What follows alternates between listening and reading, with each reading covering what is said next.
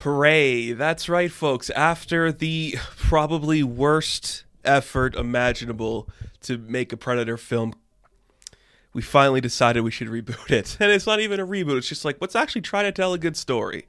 I'm utterly fascinated by the Predators franchise because it's like, good first movie that talks about like how weird male masculinity is. Second one's like that but on Earth.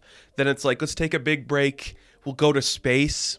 And then it's like, what if we did like a really shitty action movie that everyone's just like, oh, they're gonna love it. Kids love franchises these days, because kids love the Predator. That's like one of their favorite things ever. And then like it's just like a weird progression of story. And then it's like, well, what if we actually just like made a straight to streaming movie and did a good job at it? Like, it is utterly fascinating. Like, this was like the trajectory of the Predator franchise. And then you get to Prey. And Prey is different than pretty much every other one. It's set in the 1700s. It's about this Comanche tribe that is just fending off the land, and just like a story is already in progress with that peoples. And then you just see like, oh, Predator comes in and ruins everything. It is probably, and I mean this honestly as a guy who is a fan of the Predator franchise, it's probably the best Predator film.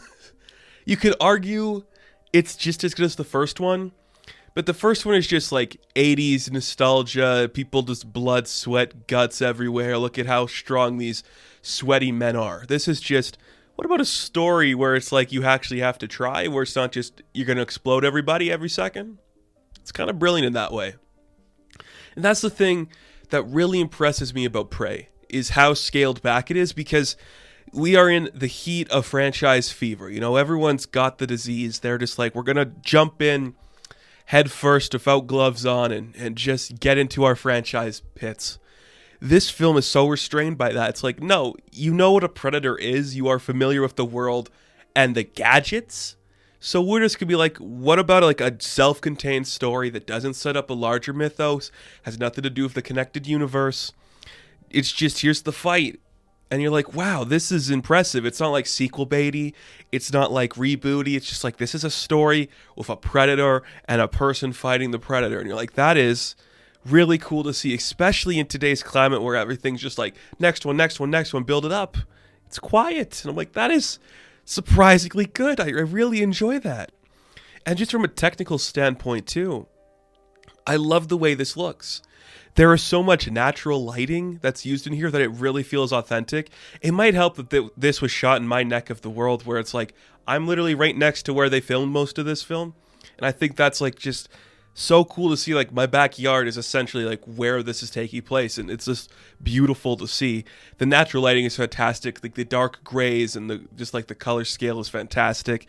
The camera work is very simplistic, and I don't think that's a bad thing. It's not like we have to do all this like hardcore shaky cam and fast movements. It's like, no, this is a story where that would feel out of place if we did that. The action can get a little janky, but it's like, no, if we're just doing a sweeping shot of somebody walking through the forest, we don't have to make that look like anything else than just that. It is simple, and it's working. That's a really impressive thing to see. And in everything else, it's perfect. The production design looks great. The costume design looks great. This is a authentically old school film style, and I think that's kind of works for it. So I will say this too. There's like two versions of this film you could watch. There's the English release, which is the standard one, and then there's the redubbed Comanche version, where all of the lead actors have came back to dub themselves in the native Comanche tongue. That's the one I watch, because I was just like, if I'm going to get this experience, I want it to be as authentic as possible, and I don't believe that these people would be speaking English in this time period. So I was like, I'm going to watch the Comanche dub. It was really cool. I think it just added something special to like my enjoyment of it. And it didn't take away from the actual progression where I was like taken about by like the dub, because it's not a dialogue heavy film. That's not what you're here to see. You're here to see some insane violence and some cool action and some really interesting fight choreography. And that's what you're getting, because it looked sweet. It looked cool. This is a Predator that's just like, yeah, I'm going to fight.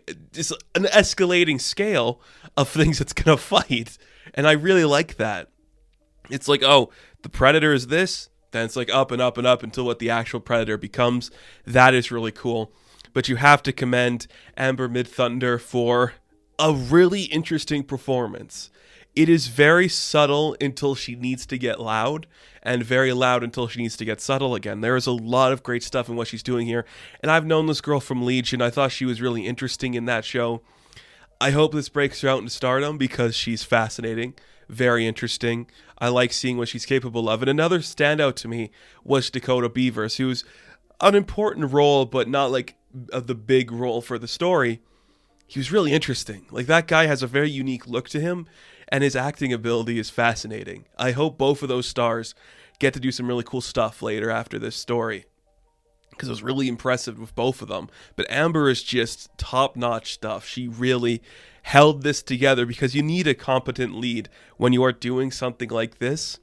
She did it. She found the right footing. She found the right marks.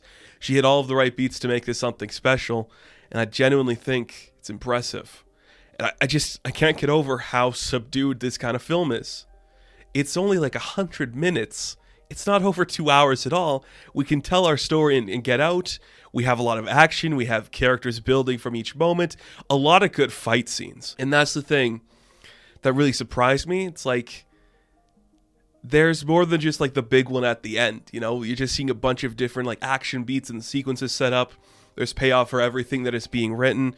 And I know there's people who are like, well, how could this girl fight the Thing? It's like, there is so much build up to their actual encounter that it's believable like this fight would be, I guess, more evenly matched. And I'm like, that is really brilliant. But it just looks beautiful. It's written beautifully.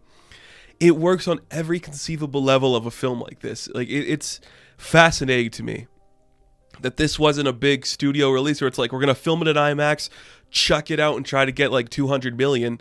The fact that they said, no, we can just put this on streaming is interesting. And that's just the diluted nature of the Predator franchise, where it's been so corrupted for so long that we can't do a wide theatrical release, but this would definitely look great on a big screen. So many interesting fights, so many interesting movements, and the Predator itself is a unique idea. Like, they did something interesting with the Predator, and I don't hate it. I think there is something to be said about that version, and it's a very fascinating take. It just looks great.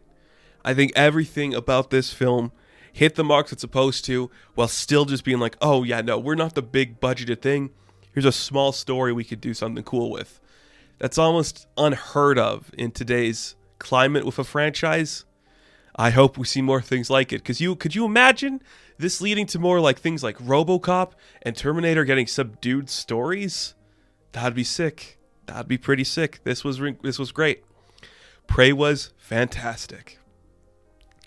So Prey, I'm going to give an 8 out of 10.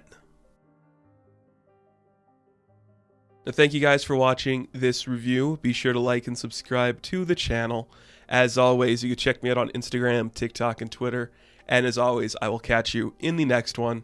Have fun. Stay safe. Good luck.